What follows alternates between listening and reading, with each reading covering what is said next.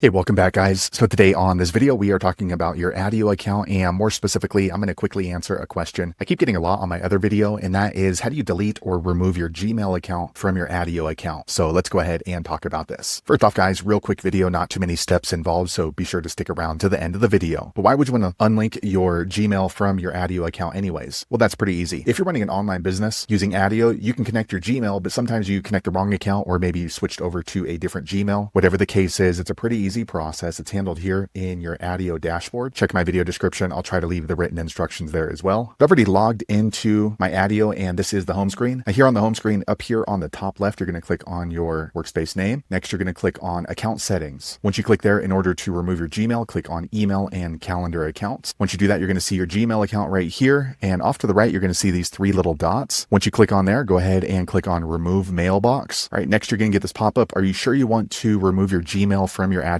account? If so, go ahead and click on remove account. Quick second later, the page refreshes. Now you can see my Gmail has been removed from my Attio account. So now I can no longer send messages through my Gmail using my Attio unless I come back in here and reconnect. So there you have it, guys. If you're wondering how to unlink or remove your Gmail from Attio, that's the easiest way I know how to do it. If you know an easier way, be sure to leave a comment below. Let the rest of us know how you did it. Hopefully you found that video useful. If so, click thumbs up or maybe consider subscribing to my channel, and I hope to see you on the next video. Thanks again for watching.